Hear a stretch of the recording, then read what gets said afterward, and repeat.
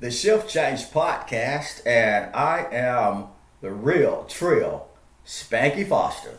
We're going to call this edition of the podcast Sex, Drugs, and Gospel Music. Throughout my radio career, uh, I've been known for different black genres. The black gospel, I've DJ'd that on the radio. The Southern Soul, I've DJ'd that on the radio. And the hip hop, I've DJ'd that on the radio. Okay, so let's talk about the gospel. The gospel, it came early in my career.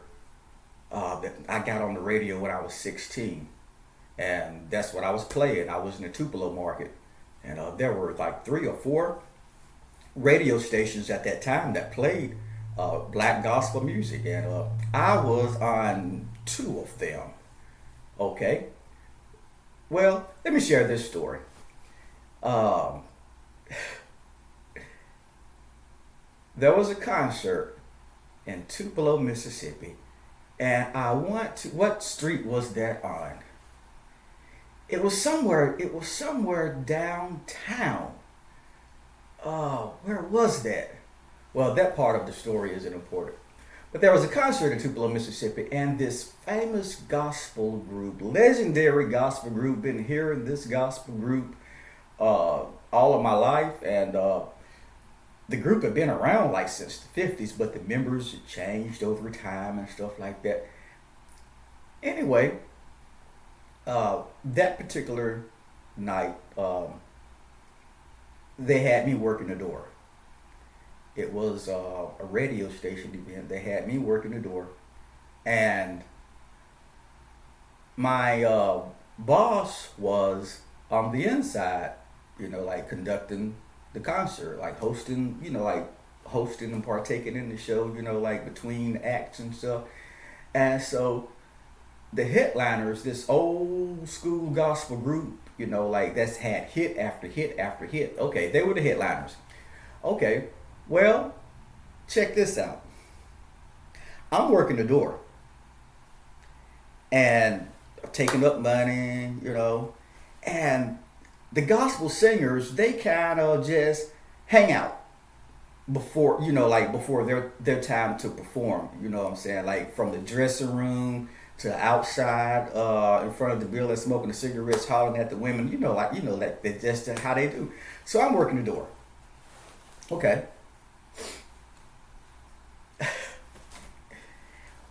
One of the guys in the group comes up to me. I'm sitting at this table in the entry to this place.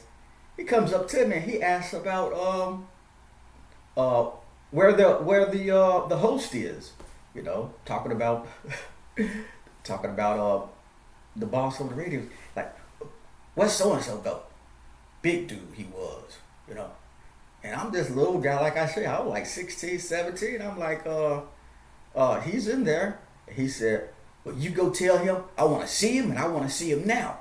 This is like a legendary gospel singer, like he's part of the gospel group, and I'm like, wow, I finally got to meet whatever his name was, and I said, but he wants me to go in here and get my boss, and he's furious, Okay. So the boss comes out and talks to him, and dude laid down. He was like, man, I want my money. I want all my money now. And so the other guys in his group, they see him,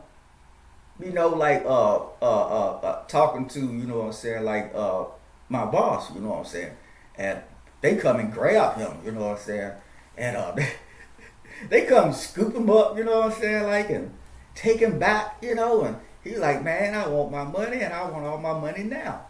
Okay. Then I noticed that same guy. Now, after he showed out like that, I noticed him.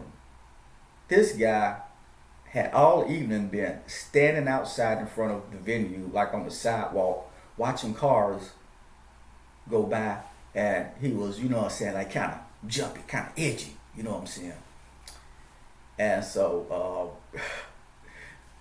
my boss, the host, as cool as he was, he went back in there and he did not let the audience know that anything was going on. Like he was like, hey, these guys, uh, we hadn't took up that much money at the door. You know what I'm saying? Like at that particular time, like this was like early, and so like the deal may have been, well, you'll get, your money when the crowd, the rest of your money when the crowd gets here, and but the boss, he goes back in there and he was like, these guys came all the way from such and such place, and you know what? They haven't even asked about any money or anything like that. But what we're gonna do, we're gonna take up a donation for them. But in that time, like that was like wow, it made me see reality of like a lot of these guys is just like street cats. You know what I'm saying? Like that guy, he wanted some of that shit. He had probably rode on the bus all the way from Texas or New York or somewhere and hadn't had a bump of that shit. You know what I'm saying? So when he gets to Tupelo, he's like, oh hell no, we need the rest of the money. He was out there on the street. Like he was like looking for that shit. Okay, man. I remember early in my career, I worked at this radio station, and when I went there, the boss had a process hair. He had processed hair. You know what I'm saying? I mean, like he was just cool with it. But when I left there, he was bald as I don't know what. There were two girls that worked there. They were sisters, Michelle and Dolores. You may hear me call Dolores Baby D. Michelle, she ran the controls and talked on the air, and it was pretty much her show. She was the radio announcer, and her younger sister, Baby D, she would answer the phones and take down requests. Now, let me tell you about this. Now, here's the difference between a professional gospel and just somebody out there spinning records. I learned early on that you call yourselves gospel announcers. Ain't no radio DJ, no, like no DJ so and so, because a lot of these stations, like the stations at that time, they had people on there that were playing gospel music, but they were also known for DJing in the clubs, or were formerly known for DJing in the clubs. And so we tagged ourselves as a radio announcer or a gospel announcer to sell from these street cats out there at DJing. Okay, so yeah, me, Michelle, and Dolores from age like 16 to like 20, most of my memories start out me, Michelle, and Dolores. Okay, so me, Michelle, and Dolores, we went to Memphis. We was always getting into something. I mean, it was just known around the radio station that like, hey, those three they always into something. We rode to Memphis with Michelle in Michelle's car. Me and Dolores did, and we went to a Canton Spiritual show, and there were other headliners there along with the Canton Spiritual. But I just remember it was like in our mind we were just going to see the Canton Spirituals. You know what I'm saying? But like there were other groups, but the Canton Spirituals was the top group. Okay, so we get there and we're early, and by us being radio announcers from Tupelo, hey, it was easy for us to get backstage. So Michelle, like I said, she was the older sister. She she pulls one of the drummers for one of the major groups. Like I say, the Cantons were there, but this guy wasn't with the Cantons, but he was with the major group. She pulls him and lures him off, and she comes and tells me and Dolores, hey, I'm going to take him to get something to eat. He said he's hungry. So now by us being in Memphis, me and Dolores looked at one another. We was like, we need to tag along, So we went with them, and we went to this restaurant, and midway through the meal, Dolores, she gets up and for some reason or excuse she has to leave the table. She went one way, okay. And so I'm looking at these two. I'm looking at Michelle and this other guy. I'm like, well, I don't want to be the third wheel, and so I made up an excuse to leave the table. Okay. So after we get back to the car, and me and Baby D, we was on the back seat already when Michelle and the guy come out of the restaurant. Michelle driving. The guy, he gets in on the front passenger side. I'm on the back passenger side. And like I said, Baby D is sitting next to me. And the guy, the guy, he looks around and he looks at me. And with his hands, he grips the dashboard. And his eyes get buggy. He said, he yelling for Michelle, he says, take us back to the concert hall. And I mean now. Oh boy. Me and Baby D, we laughed so hard. And I mean, like, and Michelle, she's driving car. She's, like running red lights and stuff. This guy like, hey, get me back now. Hey. Wow. That was a wild moment. But, but if you think that moment was wild, there's the end of the story. Man, we could have we through the concert. Then after the concert, we cut up until the sirens and lights flashing literally pulled up. And you know what? Me, Baby D, and Michelle, we was trying to run, but we hey, but you know what? We got into some stuff. What I'm saying? Like, those were fun times. But here's a time that wasn't so fun when I was doing gospel. I was young at this time. I was well, that story was when I was young, but I was in my teens. My early radio experience. I was like 16, 17. And I would come on the weekends, Friday night, Saturday night, and I would be getting off at 10 o'clock. And so at a certain time, I would kind of change the flow or change the mood. You know what I'm saying? I would be like, you're listening to great gospel music. I'm Brother Spanky Foster. And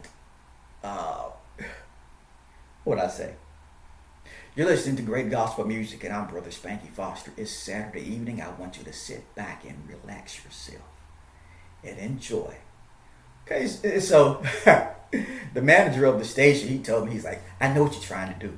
I know exactly. He was an old time DJ himself. He was like, I know what you're trying to do. Okay, and so it wasn't long that I would have the phone lines lit up with women. And I had a couple of affairs. I'm young. You know what I'm saying? Like, I'm 16, 17. These church ladies that's glued to the radio every Friday and Saturday night listen to this young cat talk about sit back and relax yourself. You know what I'm saying? So, yeah, I would get a lot of calls from them, and I had a number of affairs, like I said, with older women. But my initial one, let me tell you how things got scary. Okay, Friday, Saturday night, this lady starts calling, and she lets me know that she's a gospel singer, an inspiring gospel singer, and she feed me these lines like, yeah, me and Kirk Franklin, we're writing a song together, and she says, she lives in New Albany. I'm like, okay. And then, long story short, she's telling me how smart I sound and stuff like that, and she lures me over to her home. Like, I get off, like at 10 o'clock at night. And so get over there, and it wasn't what it seemed. She had some songs scratched out on notebook paper talking about, yeah, me and Kirk Franklin been working on. I'm like, huh, okay. But you know what? Pretty soon it went from Kirk Franklin to like Bobby Rush, quick. I'm talking about she pulled my shoe off type shit. You know what I'm saying? Hey, I mean, like, and this affair continued. You know what I'm saying? Like, shoot, for months. You know, and shit. I mean, yeah, she taught me how to she taught me the nasty. Like I wasn't no virgin when I went in that when I started with her though. But shoot, before it was over with, shoot, I knew how to do it. Okay. Now let me tell you the scary part though. Let's get to the scary part. Okay. She was already older than me. I mean, like by a number of years, 10 years or more. No, over 10 years older than me. Okay. Well, I heard through the grapevine that the lady was married, but she was separated. And I'm like, oh boy, I don't need to, I'm like, okay, time for me to start shaking in my boots, like I don't need to be a part of any of this. So I pretty much broke it off with her, told her I wasn't going by. She had gave me jewelry and stuff, and I gave it back, And so I'm on the air like one Friday night, you know. This is like the week after I had told her that didn't want to have anything to do with her anymore and gave her stuff back. I'm on the radio. It may have been about maybe 8:30, 9 o'clock. I'm on the air, like I'm sitting behind this microphone now. I'm reading some announcements.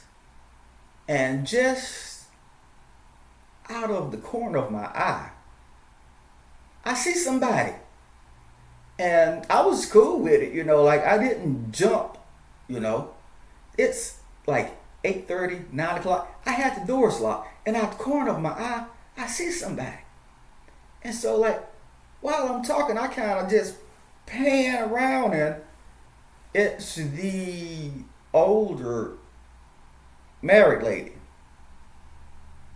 Man, that was spooky. Like I was cool. I was cool as shit with it. You know what I'm saying? Like I was cool as fuck. You know what I'm saying?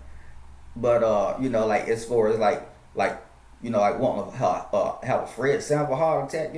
No, I mean like I just continued on what I was saying on the air. Like hopefully the nervousness didn't show off in my voice. But I turned the mic off and she was standing there and she had both hands behind her back. I'm like, oh my God, this woman has a knife. She's gonna murder me up in this radio station. Hey, I had the doors locked, so obviously the lady was desperate and she had picked the lock. Cause like if I'm like I was by myself most of the time at that particular station, and so like come 7:30, 8 o'clock, I'm locking the door. So this woman that picked the lock, I'm like, this is bizarre, this is wild, this is crazy. Okay, so she got both hands behind her back and she won't show me what it is, and she's crying crocodile tears, man. I go over to her and I'm like, hey baby, what's up, baby? I give her that yo baby talk and I kiss her on her lips and on the jaws, and like I take her hand, I feel around, I take her hands, I'm like, what is this she got? And it turned out to be a picture of me that she had rolled up. And so like I play it off like like cool, you know what I'm saying, like until 10 o'clock, like I get off, it's time for me to go. And she's bent on me coming. She said, no, you're coming home with me. And I said, no. I said, you married. I said, I can't be doing it like that. I said, no, that dude probably catch me somewhere who tell out of me. You know what she does? She grabs me, throws me over the hood of my car. And she says, no, you're going with me. And I remember laying flat on my back on the hood of the car and rolling my head back and seeing vehicles pass by along the street. It's like 10:30 at night. You know what I'm saying? I'm like, oh man, this shit is wild. Okay, she tells me follow her. So I like, yeah, okay, yeah, yeah, okay, I'm cool. I told her I was cool. Man, she gets in the car, leaves. I get in the car. I'm in behind her. Like I played it off good, man. So we got so far down the road, I stopped and turned around in the road. You know what I'm saying? Like and turned the vehicle around and put it to the flow. You know what I'm saying? So, wow, that was a scary moment. But it just let you know. You know what I'm saying? Like how young I was and how vulnerable. Like I guess I'm using the word right. You know what I'm saying? Like I'm just saying like, hey, I'm this young cat. You know what I'm saying? Like these older women. You know what I'm saying? Like they playing it off like, oh, who him? Like oh, he's just like this young guy. You know what I'm saying? Like shoot, man. But anyway, that was spooky. Let's continue on. We'll talk a little bit more about gospel. You know what I'm saying? Like later on in my career, I went to where it was. You know what I'm saying? Like what hip hop is to Atlanta, gospel music is to Nashville. And so in Nashville, I had did a number of radio commercials for rap and the R&B stations. And so like I could turn on the radio and and hear myself on one station and then turn the station the next dial, like on down the line, the next black station, I hear my voice again on another commercial. So I'm getting my feet wet in the game, you know what I'm saying? Uh, anyway, up in the city. Okay, so but I hadn't just landed a job on the radio, like working the air shift. So I had reached out to a buddy of mine that I heard on the radio while I was in Nashville.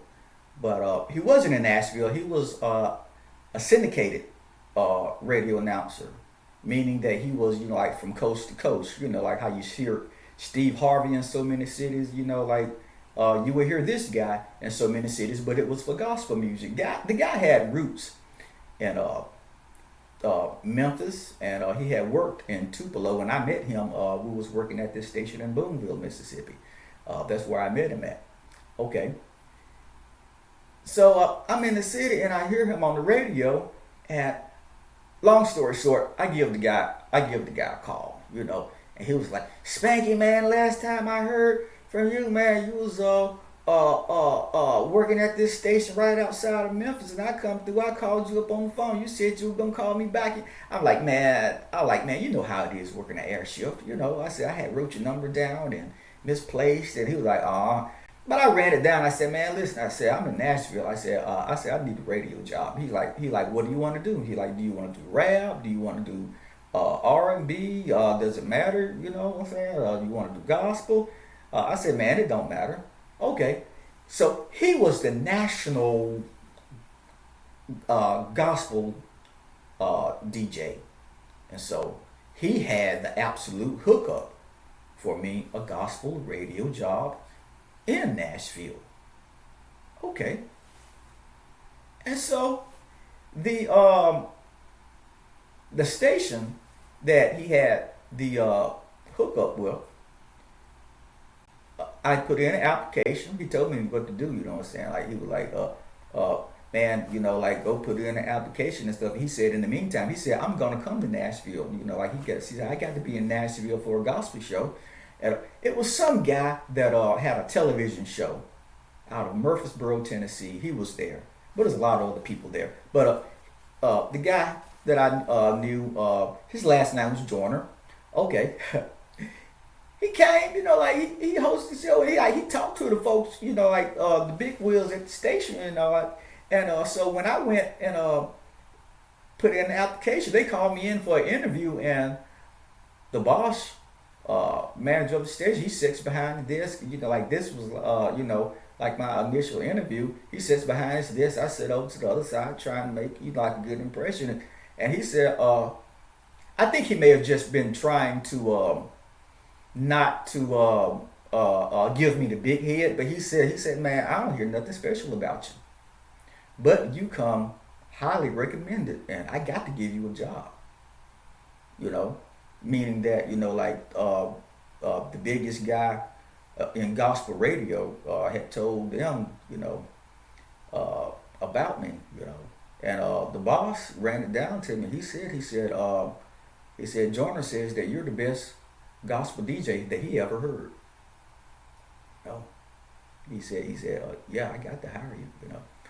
Okay, and so that's what I wanted to share about the gospel.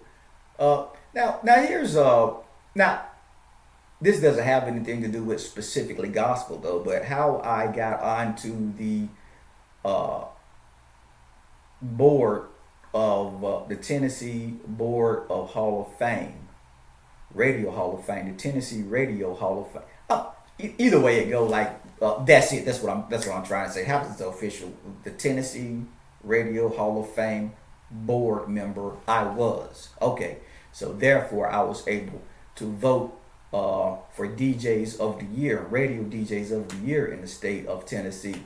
Okay, there was a lady that I worked on the air with, and she was originally from somewhere in Mississippi, and her husband, I think he was either from Memphis or he may have been from Mississippi too, but she ran it down to me, and she was like, man, we need another board member, and she said, I want it to be you. Okay. Behind that, after I got to be a board member, we made history in the state of Tennessee when we voted the first black female radio announcer into the Hall of Fame. And that was Bill Johnson of WDIA in Memphis. I was the deciding vote. We had this black lady, like I said, she was from Mississippi, and then here I am, being from Mississippi and then being right up under Memphis. Our plan was, hey, we're gonna get that sister in there. You know what I'm saying? Like, did that, And so when it comes to, what I'm saying, like all this stuff like that, I had a nice career, what I'm saying, like with gospel. Actually, gospel, I'd rather play gospel than anything else because you can feel the vibe more. You know what I'm saying? Like I can, like when I did my gospel, I turned everything black and white, take you back to 1965 with some of Mahalia Jackson. You know what I'm saying? Oris Mays. Wow. Who else? There was so many. But hey, this is the Shift Change Podcast, and I'm the real Trill, Spanky Foster. Next edition, we're going to share some stories from when I did radio with hip hop, R&B, and soul. So y'all stay tuned. Tell everybody about the Shift Change Podcast, and if you're going by Shift Change and you see somebody out there, hey, lay on the horn and throw some power. The Shift Change Podcast. I'm the real Trill, Mr. Spanky Foster.